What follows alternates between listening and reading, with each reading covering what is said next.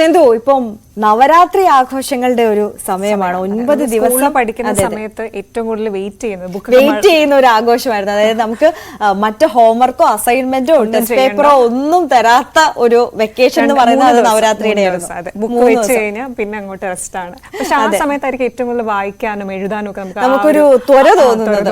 അപ്പൊ നമുക്ക് വായിച്ചില്ലെങ്കിലും എഴുതിയില്ലെങ്കിലും ഒക്കെ ഭയങ്കര ബുദ്ധിമുട്ട് തോന്നും. അതുവരെ വായിക്കാത്ത ന്യൂസ് പേപ്പർ വായിക്കുന്നു, ബുക്ക് വായിക്കുന്നു.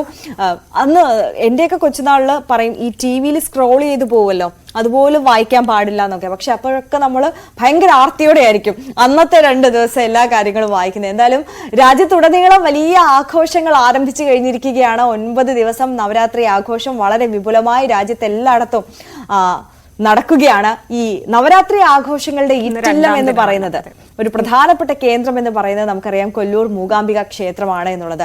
മൂകാംബിക ക്ഷേത്രത്തിൽ നവരാത്രി ആഘോഷങ്ങൾക്ക് തുടക്കമായി കഴിഞ്ഞിരിക്കുന്നു. ആ കാഴ്ചകളിലേക്കാണ് നമ്മൾ പോകുന്നത്. മഹാനവമി നാളിലെ ദേവിയുടെ പുഷ്പരഥോത്സവം രാത്രി 9:30 നടക്കും. നവരാത്രി ആരംഭത്തിൽ തന്നെ കൊല്ലൂരിൽ ദർശനത്തിനായി തിരക്കേറി കഴിഞ്ഞു. സ്തംഭ ഗണപതി പൂജയും ശ്രീകോവിലിൽ ശങ്കരപീഠത്തിൽ നവാക്ഷരി കലശവും സ്ഥാപിച്ചതോടെയാണ് കൊല്ലൂരിലെ നവരാത്രി ആഘോഷങ്ങൾക്ക് തുടക്കമായത്. വിജയദശമി ദിനം വരെയുള്ള ദിവസങ്ങളിൽ മലയാളികളായ ഭക്തലക്ഷങ്ങൾ ദേവീദർശനം തേടിയെത്തും. മുഖ്യ അർച്ചകൻ സുബ്രഹ്മണ്യ അടികയുടെ കാർമ്മികത്വത്തിലാണ് ചടങ്ങുകൾ നടക്കുന്നത്. മഹാനവമി ദിവസമായ ഒക്ടോബർ 11 വെള്ളിയാഴ്ച രാവിലെ 11:30 മണിക്ക് ചണ്ഡികായാഗവും തുടർന്ന് രാത്രി 9:30 ഋഷഭ ലഗ്നത്തിൽ ദേവിയുടെ പുഷ്പരഥോത്സവവും നടക്കും. മഹാകാളി, മഹാലക്ഷ്മി, മഹാസരസ്വതി ചൈതന്യങ്ങളുടെ സമ്മേളിത ഭാവമാണ് മൂകാംബിക അമ്മ. വിജയദശമി ദിനമായ ശനിയാഴ്ച പുലർച്ചെ 4 മണി മുതൽ വിദ്യാരംഭ ചടങ്ങുകളും ആരംഭിക്കും.